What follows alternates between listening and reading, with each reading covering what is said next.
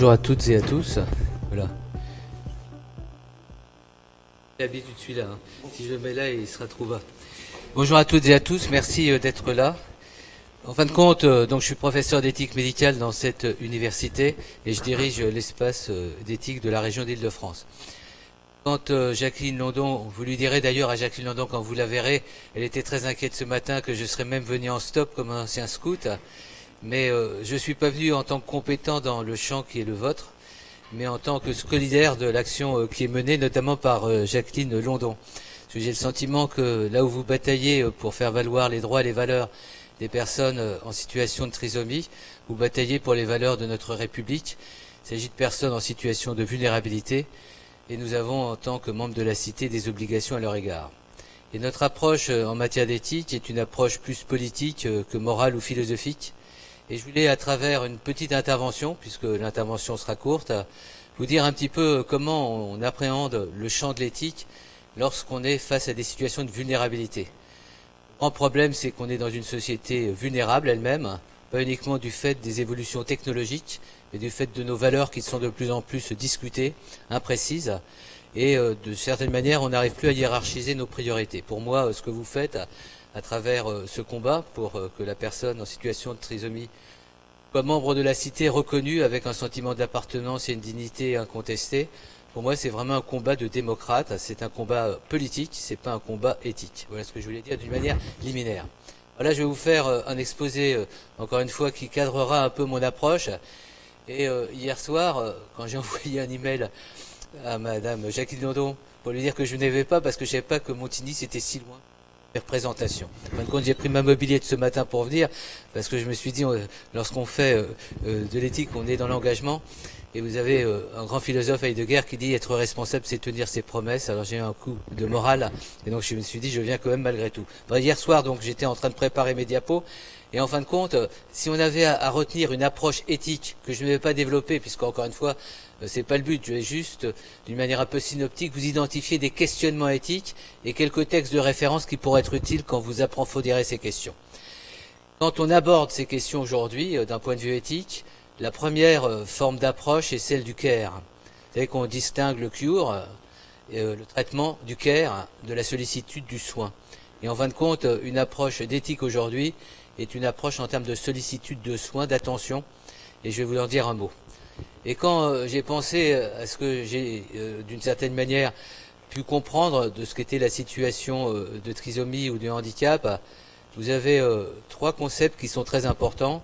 C'est la reconnaissance de l'autre dans sa primauté, la primauté de la personne. Le deuxième point, c'est la question de l'autonomie, avec une question majeure que nous on se pose dans le champ médical, qui est celle du consentement, de l'adhésion.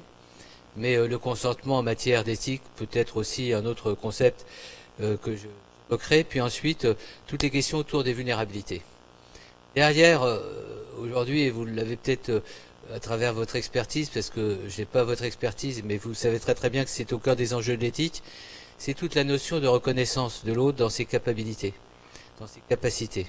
Et de plus en plus, l'approche, c'est pas de dire ce que la personne ne peut pas faire, mais la reconnaître dans ce qu'elle peut faire et mettre en place un dispositif, un environnement qui est favorable précisément à ce que la personne se reconnaisse en confiance, en capacité d'exécuter ce qu'on lui contestait a priori.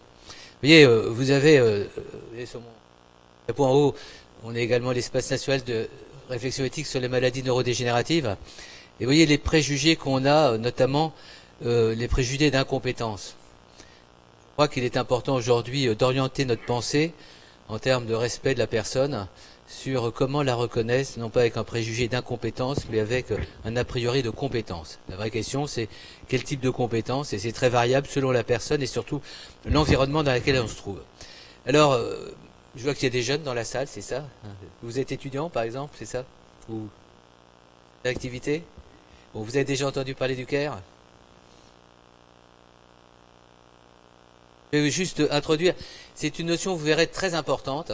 Je ne vais pas vous détailler l'histoire du care, mais vous verrez à travers quelques diapos ce que c'est. Regardez, donc les personnes qui voudront le diaporama pour le méditer en famille ou y réfléchir cet été sous les plages, voilà un point important, vous voyez, dans un texte tous vulnérables. Le care est d'abord prise de conscience de ce qui importe, de ce qui compte pour nous, à la fois de ce que nous nous soucions et de ce dont nous dépendons.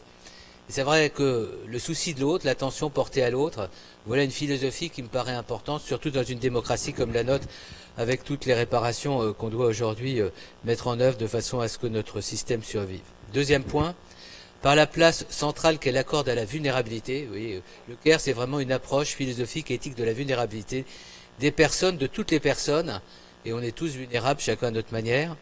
La perspective du CARE comporte une visée éthique qui ne se résume pas à une bienveillance active pour les proches ou aux soins d'autrui, mais constitue un changement radical dans la perception et la valorisation des activités humaines. Je ne vais pas vous détailler parce que j'ai pas le temps, mais la perception et la valorisation.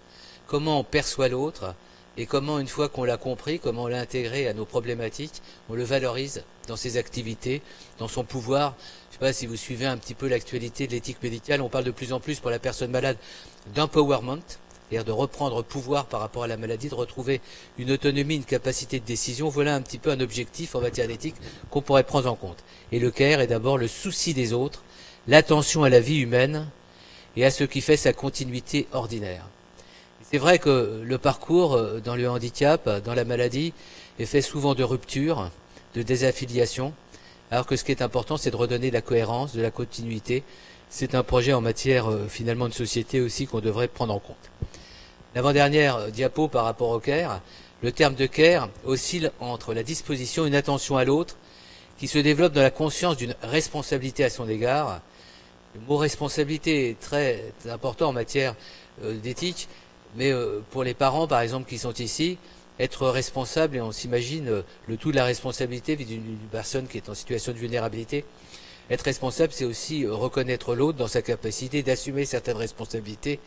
Et c'est là où la question de la substitution, par exemple, est une question importante en matière d'éthique que je ne fais qu'évoquer, mais qui pourrait être convoquée ici. Responsabilité à son égard, d'un souci de son bien-être. Vous voyez, la question du bien-être de la personne. Qu'est-ce que c'est le bien-être d'une personne qui n'est pas toujours dans la capacité de l'exprimer verbalement, qui ne peut pas toujours être en capacité de discernement, mais qui peut éprouver des émotions, du plaisir. Qu'est-ce que c'est viser le bien-être de la personne? Et c'est des textes, en tous les cas autour du bien-être, qu'on travaille beaucoup en matière d'éthique. L'ensemble des tâches individuelles et collectives visant à favoriser ce bien-être. Et probablement qu'une de nos responsabilités, c'est pas de faire le bien en soi, c'est de viser à ce que la personne, à un moment donné, se trouve bien, puisse avoir le sentiment qu'elle s'accomplit, qu'elle se réalise. Encore une fois, je ne vais pas vous décliner tous les champs de l'éthique, mais c'est en tous les cas des ouvertures qui pourraient vous intéresser. L'éthique du CARE fournirait des clés pour penser les relations de dépendance qui s'instaurent avec les personnes dont la capacité d'agir, sinon l'autonomie morale, apparaît comme précaire et déficiente, que ce soit de manière temporaire ou chronique. Et vous voyez que si vous plongez dans les textes sur le CARE, l'éthique du CARE, vous trouverez beaucoup de matière, à mon avis, à introduire un champ de réflexion, qu'elle soit éthique ou autre, penser les relations de dépendance. En fin de compte, on pourrait dire aussi les relations d'interdépendance, mais je ne vais pas encore une fois détailler. Et la dernière diapo, c'est la perspective du CARE est indissociablement éthique et politique. Elle élabore une analyse des relations sociales organisées autour de la dépendance et de la vulnérabilité. Considérons, mon domaine c'est plutôt l'éthique médicale, que les questions des vulnérabilités sont les questions majeures à aborder aujourd'hui. Notamment les vulnérabilités partagées. Il n'y a pas uniquement la vulnérabilité de la personne en situation de dépendance ou de handicap. Il y a la vulnérabilité partagée avec l'environnement et les proches, avec les professionnels aussi qui se trouvent souvent en situation de vulnérabilité. Comment faire avec ces vulnérabilités qui sont constitutives de ce que nous sommes en tant que personne, en tant qu'humain? Voilà des questions et des enjeux qu'on peut ensuite développer quand on nous donne plus que 20 minutes pour intervenir. Primauté de la personne, et soyez attentifs, alors encore une fois, je vais être insatisfait, mais vous avez le logo de l'espace éthique, tout à l'heure, quand vous rentrerez à la maison, vous faites espace éthique, vous faites espace éthique, vous tombez de suite vers nous, et vous verrez tout ce qu'on propose en termes de formation universitaire, d'animation, d'activité, et peut-être que vous aurez envie de prolonger.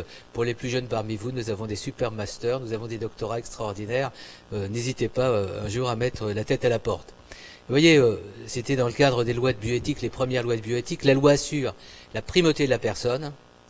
C'est important, la notion de primauté de la personne. Mais dans les textes d'éthique, on se dit, mais qu'est-ce que c'est une personne? Qu'est-ce qui définit, qu'est-ce qui caractérise une personne?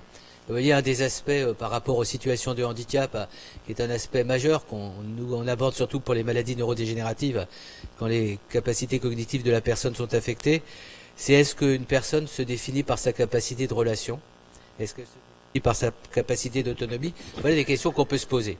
Et donc la loi sur la primauté de la personne interdit toute atteinte à la dignité de celle-ci. Qu'est-ce que c'est la dignité? Voilà un concept extrêmement incertain, dans tous les cas qui est omniprésent dans les approches de l'éthique. Voilà une réflexion sur la dignité. Et quelle est l'indignité par rapport à l'indignité? Qu'est-ce que c'est une situation indigne? Voilà, quelle est notre capacité aussi, comme démocrates, de nous indigner par rapport à des situations qu'on trouve incompatibles avec nos valeurs de démocratie. Et vous voyez, garantit le respect de l'être humain dès le commencement de la vie. C'est vrai que quand on parle de la situation des personnes trisomiques, je pense aux personnes trisomiques qui ne vivront jamais, puisque les statistiques sont à cet égard assez éloquents. Et on voit que le diagnostic préimplantatoire, enfin prénatal, toutes ces questions sont des questions que j'aborde pas aujourd'hui, mais je voyais que dans la littérature, on parle beaucoup d'eugénisme, sorte de justification. Et nous qui sommes vraiment au cœur de la bioéthique, hein, puisque vous savez qu'en ce moment, c'est les états généraux de la bioéthique qui ont été débutés le 17 janvier dernier. C'est vrai que cette question du côté tri sélectif peut poser des questions sur le devenir de société et la représentation qu'on se fait de la personne. C'est vrai que si demain notre société n'est plus une société qui accueille parce qu'elle considère que c'est une maladie particulièrement grave ou une manière de vivre sa vie qui est incompatible avec nos valeurs, cette modalité de pensée, à mon avis, remettra en cause également d'autres vulnérabilités. Je ne vais pas rentrer dans le détail, mais c'est quelque chose, en tous les cas, sans faire de la grande théorie, qui me paraît extrêmement discutable. Deuxième point, vous voyez, dans la Déclaration universelle, j'ai mis ce texte-là parce qu'il n'y a pas que la Déclaration universelle des droits de l'homme, Déclaration universelle sur la bioéthique et les droits de l'homme, dignité humaine et droits de l'homme, par rapport au concept que j'ai évoqué, la dignité humaine, les droits de l'homme et les libertés fondamentales doivent être pleinement respectés. Qu'est-ce que ça veut dire? Respecter d'une manière entière, comme un droit, ces différentes dimensions de ce qui caractérise l'homme. Droits de l'homme, liberté fondamentale, et vous voyez, si on avait à développer une vraie réflexion éthique par rapport aux situations de vulnérabilité qui renvoient à la trisomie, la liberté de la personne, voilà une question importante. Qu'est-ce que c'est la liberté de la personne quand elle est parfois entravée dans sa capacité de réaliser ce à quoi elle pourrait aspirer? Et vous voyez, une des libertés auxquelles je pensais tout à l'heure sur ma moto quand je venais, c'est la liberté, par exemple, d'avoir une descendance quand on est une trisomie. Voilà des questions qui ont l'air de rien, mais qui sont constitutives de ce que nous sommes. Qu'est-ce que c'est la liberté d'avoir le sentiment qu'on peut aller où on veut et être reconnu malgré tout, sans discrimination? Voilà des questions qu'on pourrait travailler. Vous voyez, je passe assez rapidement. Également, ça vous paraîtra un peu simpliste, égalité, justice et équité. Quand j'entends certaines familles qui sont auprès de personnes en situation de trisomie 21, je vois que on a des beaux slogans, liberté, égalité, fraternité. Qu'en est-il concrètement? Et qu'est-ce qu'on met en œuvre pour compenser un certain nombre de déficits qui permettraient aux personnes d'être reconnues dans leur capacité d'exercer ces droits? Et il y a marqué l'égalité fondamentale de tous les êtres humains en dignité et en droit doit être respectée de manière à ce qu'ils soient traités de façon juste et équitable. Encore une fois, je ne vais pas vous faire un cours d'éthique, même si on est dans une fac de médecine, mais qu'est-ce que c'est traiter une personne de façon juste et équitable? Qu'est-ce que ça veut dire? Voilà des questions auxquelles il faut s'affronter. Et croyez bien que dans la réflexion éthique et puis ensuite dans la mise en œuvre sur le terrain, il y a tout un ensemble de voies qui, d'une manière très surprenante, sont rarement empruntées. Dernier point, dans les généralités à cet égard, non-discrimination et non-stigmatisation. Je suis certain que pour certains d'entre vous, ça dit beaucoup de choses. Aucun individu ou groupe ne devrait être soumis, en violation à la dignité, de la dignité humaine, des droits de l'homme et des libertés fondamentales, à une discrimination ou à une stigmatisation pour quelque motif que ce soit. Quelque motif que ce soit. Et vous avez des stigmatisations, des discriminations au motif d'un préjugé de trisomie 21 qui font que certaines personnes sont à ce point discriminées qu'elles naîtront pas. Voilà des questions qui peuvent se poser. Je ne parle pas des discriminations que ressentent les familles, qu'éprouvent les familles à travers le regard, à travers des négligences, des mépris. Voilà, si vous prenez vraiment les termes et que vous les remettez dans la réalité, c'est autre chose que des mots ou des concepts, c'est quelque chose qui, au quotidien, interroge les uns et les autres. Il me reste combien de minutes juste? Il me reste ou 10 minutes? J'avance d'un cran. Un deuxième point important, c'est la question de l'autonomie et du consentement. L'éthique biomédicale, elle naît, je ne sais pas si vous êtes au courant, en août, on l'a célébré le 17 août dernier, c'est le 70e anniversaire du Code de Nuremberg. Je ne sais pas si vous savez, l'éthique biomédicale naît à Nuremberg après la Shoah. Et donc tous les fondements finalement de la réflexion bioéthique sont finalement des fondements au regard de ce que peut être la barbarie, l'indifférence. Alors je ne vais pas caractériser ce qu'est la différence ou la barbarie par rapport aux trisomie 21, mais c'est une question en tous les cas à poser. Et on a un principe important qu'on retrouve dans la loi du 4 mars 2002, qui est la loi Kouchner, droit des malades et qualité du système de santé, c'est la notion d'autonomie. Une personne doit être reconnue dans son autonomie. Et un des grands points en matière de médecine, d'éthique médicale, c'est l'obtention du consentement. C'est-à-dire on n'a pas le droit de faire quoi que ce soit à une personne, que ce soit en termes de recherche de soins, sans qu'elle ait consenti.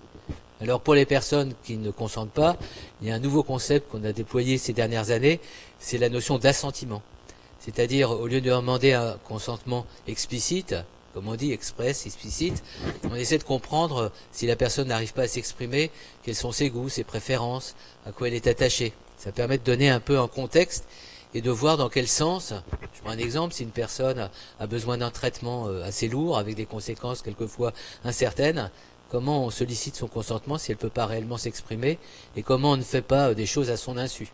Voilà, c'est des questions que je vais ne pas développer, donc autonomie et consentement. Et vous verrez que dans l'approche éthique, biomédicale, on considère qu'il y a des personnes qui peuvent consentir et puis des personnes qui ne le peuvent pas. Les personnes qui ne peuvent pas totalement consentir, elles ne doivent pas être privées de droits, et donc on parle de protection, et vous verrez à quel point c'est intéressant. Premier point, qu'est-ce que c'est être bienfaisant? Vous avez, quand vous abordez les questions d'éthique, un triptyque intéressant. L'éthique renvoie toujours à la notion de respect, c'est simple de faire l'éthique. Trois concepts, le respect, la justice et la bienfaisance. Quelquefois on parle de bienveillance ou de non-malfaisance. Les personnes sont traitées avec éthique si leurs décisions sont respectées et si elles sont protégées contre les dommages éventuels et si des efforts sont faits pour assurer leur bien-être. Vous voyez, c'est des concepts, encore une fois, des principes que je ne vais pas développer, mais gardez-les en tête. Respect de la personne. Le respect de la personne regroupe au moins deux convictions éthiques. Premièrement, les personnes doivent être traitées comme des agents autonomes, donc ça renvoie à la notion d'autonomie. C'est un principe, soyez rassurés, si dans la salle il y a une personne qui est autonome, j'aimerais la rencontrer, discuter avec elle, on est tous interdépendants, on n'est pas en soi autonome. C'est Kant, dans les fondements de la métaphysique des mœurs, que vous pourrez lire cet été, qui parle beaucoup de la notion d'autonomie, mais si vous analysez le concept d'autonomie, il a assez été perverti. Deuxièmement, les personnes avec une autonomie diminuée ont droit à une protection. Le principe de respect de la personne se divise donc en deux exigences morales distinctes, l'exigence de reconnaître l'autonomie et l'exigence de protéger ceux qui ont une autonomie diminuée. Protéger. Et tout se discute dans la protection. Qu'est-ce que c'est protéger l'autre? Est-ce que c'est l'empêcher de prendre des initiatives? Est-ce que c'est l'empêcher de prendre des risques? Est-ce que c'est l'empêcher de se réaliser? Quelle est la réflexion qu'on mène sur la protection? Vous voyez, en tant qu'espace national sur les maladies neurodégénératives, si demain vous avez un de vos proches qui est dans un établissement d'hébergement pour personnes âgées dépendantes et qui les repère et qui est amené quelquefois à se perdre, voire à sortir de l'établissement, on va dire on va l'enfermer, le protéger, il y a tout un ensemble d'éléments. Jusqu'à quel point protéger la personne, c'est pas la tuer d'une certaine façon ou l'empêcher d'avoir toute réalité et de vivre tout ce qui pourrait être ses passions, ses envies et ses espoirs. Voilà en tous les cas un point, l'exigence de reconnaître l'autonomie et l'exigence de protéger ceux qui ont une autonomie diminuée. J'imagine pour les familles, d'abord pour les personnes elles-mêmes, pour les familles et les professionnels, la notion de protection est une question en tous les cas à prendre en considération. Tout à l'heure j'évoquais le concept de substitution, jusqu'à quel point protéger c'est pas substituer, jusqu'à quel point protéger c'est finalement ne pas réduire la personne à être instrumentalisée par des décisions qui quelquefois sont antagonistes avec ce qu'elle aurait pu souhaiter si on l'avait écoutée. Autonomie et responsabilité individuelle. Pour les personnes incapables d'exercer leur autonomie, des mesures particulières doivent être prises pour protéger leurs droits et intérêts. Mais quand vous dites protéger la personne, c'est une chose, mais ce que je veux dire c'est protéger les droits et intérêts de la personne. Pour vraiment protéger, il faut comprendre quels sont ses droits, quels sont ses intérêts. Donc vous voyez que c'est pas uniquement le côté protection, en prison et puis on est tranquille. Et deux éléments aussi très intéressants. Respect de la personne fait intervenir deux considérations éthiques. Le respect de l'autonomie, d'accord, et puis la protection des personnes dont l'autonomie est restreinte et limitée, qui impose que les personnes dépendantes ou vulnérables soient protégées contre les atteintes et les abus. Et dans le précédent, je sais pas si parler droit et intérêt de la personne, et là on parle des atteintes ou les abus. Il y a 4 points qui en soi justifieraient un colloque pour décliner un peu tout ce à quoi ça renvoie en termes de responsabilité. Avec ses moustaches, il ne me regarde plus, mais vulnérabilité et protection, j'ai terminé là-dessus parce que c'est assez intéressant. Les vulnérables, j'aurais pu prendre d'autres définitions de la vulnérabilité, mais je trouve que c'est assez intéressant par rapport à votre approche. Les vulnérables sont ceux pour qui les principes d'autonomie, de dignité et d'intégrité sont à même d'être menacés. Vous voyez à quel point vous avez des marqueurs assez précis de ce que peut être une attention éthique à l'autre. Autonomie, dignité. Demain de l'éthique, vous suivez une formation en éthique un peu approfondie, on définira ce qu'est l'intégrité d'une personne. Tout individu capable de dignité est protégé par ce principe. De ces prémices s'ensuit un droit positif à l'intégrité, à l'autonomie qui font de la pertinence des disées de solidarité, de non-discrimination et de communauté. Je ne définis pas trop ce texte, mais ce qui m'intéresse c'est la fin. Peut-être qu'une des réponses éthiques, sociétales la plus adaptée et la plus pertinente, c'est s'interroger sur comment être solidaire par rapport à une situation de vulnérabilité, une personne vulnérable. Comment également être dans des décisions, dans des choix, dans des organisations qui ne soient pas discriminatoires et comment faire communauté, c'est-à-dire accueillir l'autre, lui donner le sentiment d'appartenir et surtout d'importer. Et le dernier diapo, c'est les individus et les groupes particulièrement vulnérables devraient être protégés et l'intégrité personnelle des individus concernés devrait être respectée. Voilà, il est rassuré, je suis à ma conclusion, il n'est pas encore 22 heures. Et donc, je termine sur 2 petites affaires. 2 citations qui, à mon avis, sont des interrogations qui peuvent nous porter très loin. Mieux savoir ce qu'est la personne humaine, c'est mieux voir ce qu'il y a à respecter de son identité physique à sa liberté de sujet. Vous voyez, l'identité physique d'une personne en situation de trisomie, sa liberté de sujet, voilà des questions qu'on peut poser comme des questions, à mon avis, fondamentales d'une approche éthique. Mais qu'est-ce que respecter et pourquoi, au fond, comment au juste est-elle à respecter? C'est ici le cœur de la réflexion proprement morale. Et nous, quand on appréhende la question de l'éthique, on se dit respecter l'autre, c'est aussi se respecter soi-même dans la relation à l'autre. Et c'est comme quand on parle de dignité,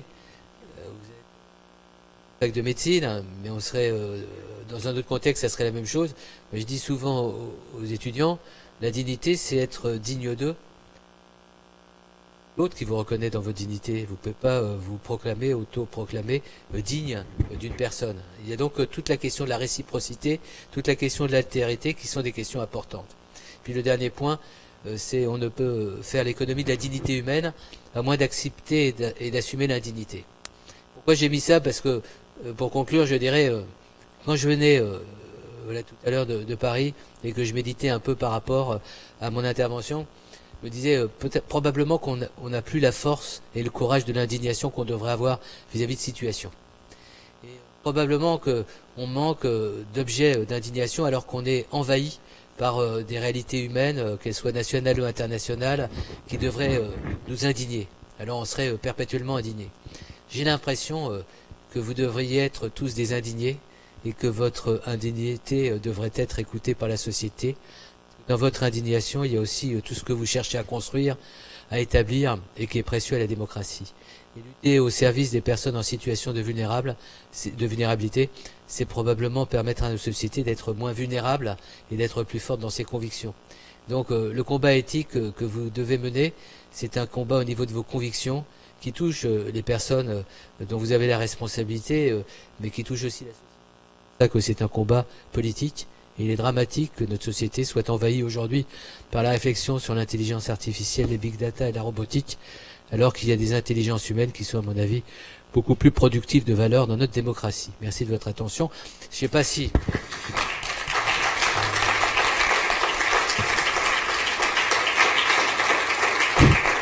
Merci beaucoup. Et vous direz tous à Jacqueline Landon que j'ai assumé la responsabilité, que je suis venu, et non seulement je suis venu, j'ai parlé, même j'ai préparé un diaporama. Et que vous allez, ce diaporama, avec votre permission, sera sur notre site web. Et je voudrais vous dire que la règle ce matin, ça va être qu'après chaque exposé, on peut avoir une ou deux questions immédiates sur des points très précis de l'exposé, et qu'en fin de matinée, nous aurons une discussion générale sur l'ensemble des points abordés ce matin.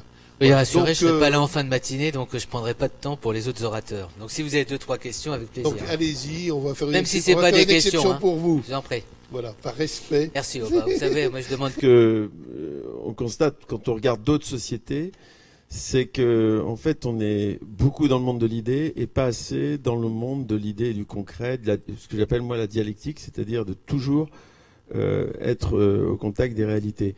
Et pour les personnes dont on s'occupe, ce qui est extrêmement important pour leur famille et pour eux-mêmes, c'est qu'ils puissent avoir cette autonomie sociale complète, citoyenne. C'est-à-dire qu'ils puissent avoir un travail, une capacité de se développer. On le sait aujourd'hui par toutes les avancées scientifiques sur la plasticité du cerveau, sur le développement des synapses et connexions synaptiques, que la personne peut, bien évidemment, à condition qu'on lui donne les bons apprentissages, se développer. Et ce qui me navre, c'est que on ne se met pas dans une situation d'être en dialectique permanente pour confronter les idées et la réalité, et on pourrait solutionner les choses d'une manière incroyable. La société allemande, qui n'est pas parfaite, a ce regard sur la personne et sur le travail qui n'a rien à voir avec celui de la société française. Nous, on est face à des silos, et on parque finalement les gens beaucoup trop. Je rajouterai par rapport à ce que vous dites, c'est ce dont on se prive, c'est-à-dire toutes les valeurs ajoutées dont on a le plus grand besoin et qu'on met aux marges. C'est-à-dire comment une société s'anime d'une certaine façon, comment elle trouve vie, comment elle trouve envie aussi. Si on a envie de faire société, c'est parce qu'on se sent bien dans une société. On se sent de plus en plus mal dans une société qui est à l'écart de ses priorités. Donc je rajouterai que quand on parle de capacité, et c'était Amartya Sen, le prix Nobel, qui avait parlé de capacité dans un contexte d'économie difficile. On réhabite, on restaure la personne dans le regard qu'elle porte sur elle-même, l'estime d'elle-même et son sentiment d'appartenir et de compter dans une société. C'est des éléments qui sont des petites virgules, mais c'est déterminant pour une société. C'est pas tout de dire on va faire dans des choix politiques, stratégiques, etc. Allons dans l'immédiat, dans la réalité immédiate, allons sur le terrain, allons aux marges et trouvons toute cette créativité. Alors ce qui est rassurant, si vous voulez, c'est que les politiques, bon, ils sont déphasés, le monde est dérégulé, mais il y a quand même une grande créativité de terrain. Et c'est pour ça que, même si je disais hier soir à minuit dans un SMS, probablement l'a traumatisé pendant encore quelques mois à Jacques London, que j'avais du mal à venir parce que j'avais regardé que c'était long. Je m'en serais voulu de pas venir. Parce que je trouve que le rôle de chaque citoyen, c'est de s'entraider. Alors, il y en a qui ont un petit peu parole pour essayer d'activer les choses. Mais dans toutes mes activités, j'allais dire citoyennes, dans les gens que je rencontre, j'essaie de valoriser plutôt cette partie que de parler d'assistance médicalisée à la procréation, de vitrification de vos sites, ou tout à l'heure de CRISPR-Cas9. C'est-à-dire, pour moi, les vraies questions, elles sont là. Et notre vraie responsabilité, c'est d'imposer, j'allais dire, à l'agenda des priorités de notre société, ces questions. Et quand vous allez sur le terrain, vous voyez que les gens attendent justement que ces questions réapparaissent, puisqu'elles disent ce que c'est notre humanité, ce que c'est notre société, qu'est-ce que c'est le contrat social, qu'est-ce que c'est le vivre avec. Et quand vous commencez à décliner tout ça, vous savez qu'il y a une profonde envie, mais effectivement, on nous parlera davantage de l'héritage de Johnny Hallyday, on nous parlera par exemple de la réunion Trisomie 21 ici. Qu'est-ce que ça dit aussi de notre société? Tout ça pour dire que je vais dans votre sens, et je dirais qu'il faut aujourd'hui permettre à des gens de s'autoriser la parole, voire, j'allais dire, d'envahir l'espace public par une préoccupation qui est celle de l'intérêt général. C'est pas un intérêt particulier. Et quand on dit des personnes en situation de trisomie, pas pour des personnes en particulier. On lutte pour un environnement qui est essentiel à notre société. C'est-à-dire, on a besoin aussi, et ça a beaucoup frappé les restaurants, puisqu'on nous a beaucoup parlé ces derniers mois des restaurants qui accueillent des personnes en situation de trisomie.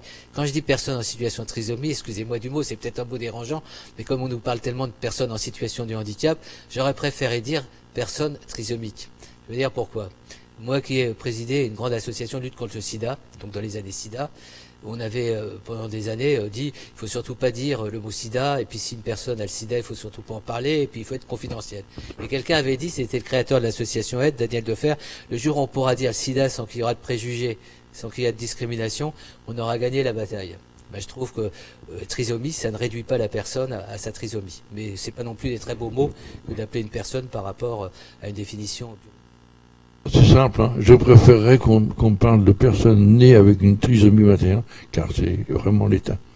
Mais c'est pas la personne n'est pas en état, donc elle n'est pas trisomique, elle est née avec une trisomie 21. Voilà.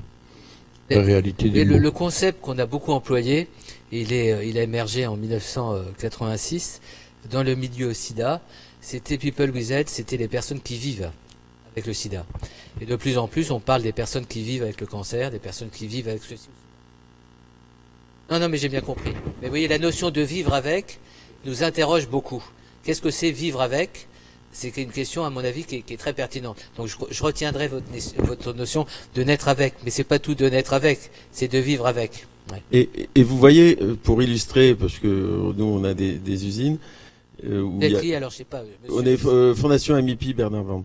Et on a des usines, et en fait, si vous voulez, il s'est passé un traumatisme incroyable. Dans les années 2000, il y a eu la mondialisation. Et toutes les usines qui permettaient d'avoir du travail manuel, Bernard Van était trisomique, et il était ouvrier dans une entreprise classique. Il emmerdait personne, et il faisait du très bon boulot. Et en fait, si vous voulez, toutes ces usines qui étaient hyper importantes pour beaucoup de gens, avec ces vulnérabilités, etc., d'un trait, de manière non démocratique, elles ont été écartées. Et ça, c'est notre combat qu'on mène depuis 2002. C'est quand, bien évidemment, les grands industriels, pour lesquels on est des sous-traitants, nous ont expliqué qu'il fallait nous diversifier. Et ça, je crois que ça illustre très bien les propos que vous donnez. C'est-à-dire, si les gens n'ont pas la conscience et la compréhension de ce dont les autres ont besoin, on arrive à des catastrophes incroyables.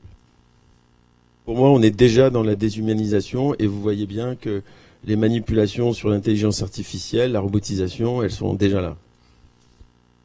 Dernière question, et je pars sur la tête des pieds, mais c'est pas uniquement le concept de déshumanisation, c'est inhumanisation.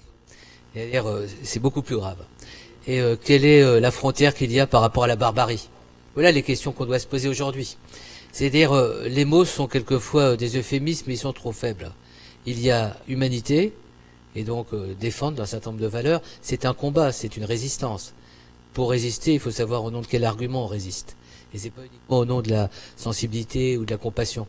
Je crois qu'il faut construire un discours. C'est pour ça que l'éthique, je suis pas en train de vendre ma cuisine, puisque ça marche très bien l'éthique. On n'a jamais autant parlé d'éthique au moment où on a été aussi inéthique. Et aujourd'hui, il y a besoin d'argumenter, vous voyez ce que je veux dire. L'argumentation, quand vous êtes vis-à-vis d'un politique, vous savez très très bien que l'argumentation, elle doit être très limitative. La capacité de compréhension et la temporalité ne sont pas au rendez-vous. Donc vous adaptez comme quand vous parlez à un enfant. Mais quand vous êtes sur des décisions de fond au niveau d'une société, il faut aussi que votre discours soit structuré, armaturé, et qu'il soit porteur de propositions, de projets. C'est aujourd'hui où il faut que, quand on s'occupe d'une association, on peut se dire on participe d'une recomposition de la société au niveau de ce qu'elle doit être. Et donc si vous avez ce dessin, si vous avez cette ambition, si vous avez cette visée, à ce moment-là, votre discours doit être structuré. Et la faiblesse des associations, moi je vous parlais de ça, mais j'ai présidé aussi l'association nationale pour la sclérose latérale amyotrophique pendant 4 ans. Maladie évolutive, on vous l'annonce, et à peu près 28 mois plus tard, vous m'aurez paralysé, étouffé. Que ce soit véritablement une perspective agréable. Et ce qui m'a beaucoup frappé, quand je suis arrivé dans cette association, qui est une grande association, c'est le manque de réflexion. C'est-à-dire, il y avait le pragmatisme. Là, la maladie évolue vite, donc il faut qu'on ait du matériel adapté, enfin je veux dire, et c'était assez dramatique d'ailleurs d'avoir un parc de matériel de cette nature, mais il n'y avait pas une réflexion de fond. Et je dis, il faut produire une réflexion de fond, de façon à ce que la société comprenne aussi ce que vous faites dans le fond, c'est pas uniquement dans la précarité d'aménager ou de suppléer. L'intelligence de ces situations, et quelquefois ça manque.